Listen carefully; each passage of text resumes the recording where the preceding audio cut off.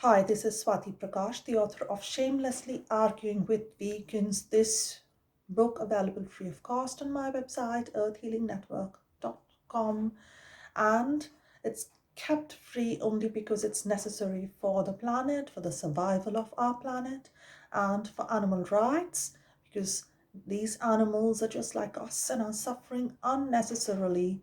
Also for human health, because our health suffers a lot due to animal products. So let us create a better, positive world built on good values of non-harming, non-violence, and ahimsa. And to begin with, I'll take this beautiful oracle card reading. Let me select a card at random and see if there is any positive message that comes through. The message is a lovely card called Inner Knowing. This shows meditation and a focus inwards to inquire within yourself. You have the answers in you. When you meditate, you really do touch a space inside you which is completely heartful, the place of pure love and compassion, from where your heart tells you what to do, and to be guided by your heart and follow your heart. It's really so important. This inner knowing or insight is something that a psychopath cannot have. A psychopath cannot have an inner knowing of what is his behavior. Is he doing the right thing or not?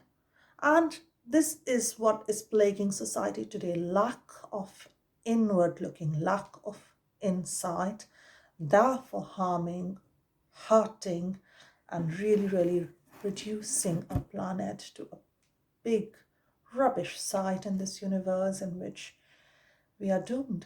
So can we change this? I'll take a random argument from the devil, who represents all the people who are steeped in ignorance and blind. So let us see what argument comes through, and we can answer to that argument, respond to it effectively. The argument number 131, and very apt and resonating with this card, Inner Knowing. This says, well, if it's all about meditation, raising vibrations, kundalini, that's what we're here for. Just do that. What is the need for vegan activism and other non-spiritual activities trapping us in the worldly life? 131, argument number 131. It's what spiritual people believe, that it's mainly about meditation, isn't it? Why should we do anything else in terms of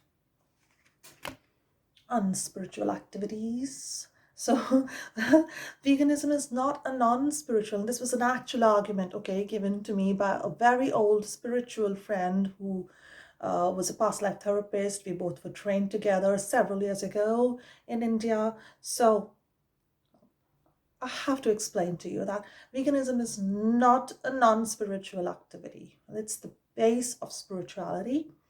Vegan activism too is not a non-spiritual thing to do. It is very important. Most of spiritual masters and gurus have spent a lot of time educating people that animal meat is wrong, because at that time they didn't have awareness that dairy is also wrong.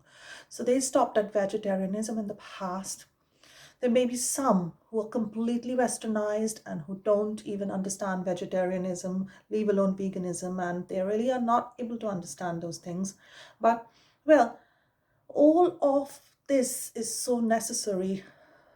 Sattvic food is not dairy, as believed in India. That is tamasic food. So it's very necessary. Sattvic means positive, uplifting, raising your vibrations higher towards truth. And tamasic means dark, ignorance-based, darkening your aura, drawing you down into negative worlds, into underworlds, into demonic realms. So let us raise your vibrations, raise mine and your, all of us raise our vibrations together to the higher realms. Go upwards, not downwards, in your state of consciousness. Consciousness shouldn't start sleeping. Consciousness should be awakened. So if there is this reptilian system designed to just keep us engrossed in the sensual world, but to be all these tantric masters who believe in happiness and bliss but not believing in the happiness and bliss of these animal victims, right?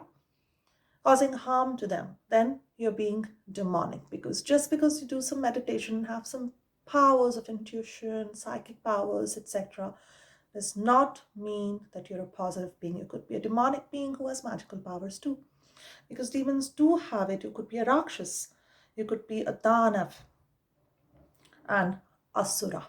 Asura is someone who is disharmonious, who is discordant, who is violent, although can be charming and magical. So remember, just because you have those powers doesn't make you a good witch. You could be a bad witch. If you're a normal human being, just as a child, you would question, why are we hurting the animal? Why are we killing someone today? Can we live without that milk? Doesn't the little baby cow need that milk? Why should we need dairy and cheese? And the parent would spoil the mind of the child, saying it's necessary for your nutrition and that's the way of the world, etc. And all those excuses which we know are not true. You can easily be vegan. Yeah, thousands and thousands of vegans around you are living proof.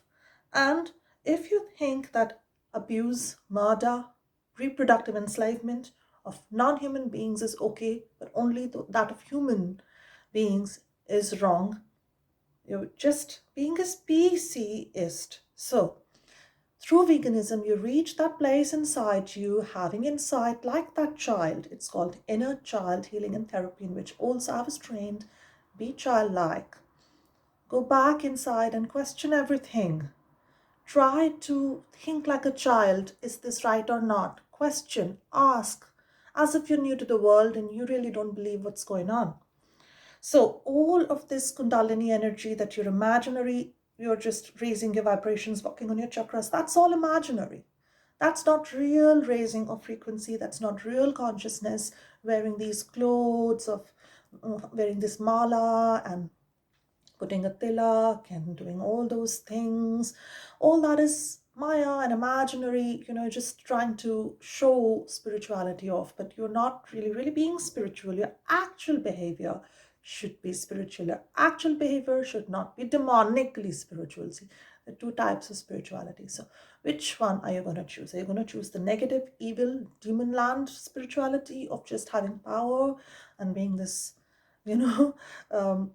blissful being who's just lost in their own narcissism? Or do you wish to give that same bliss, joy, and happiness to other beings too? At least let them live and don't torture them, don't hurt them, respect their spirit, not by killing and saying, oh, thank you, I'm respecting you. No, by not abusing and killing them. So you don't need dairy items to be spiritual. You don't need honey to be spiritual. You don't need animal skins to be spiritual.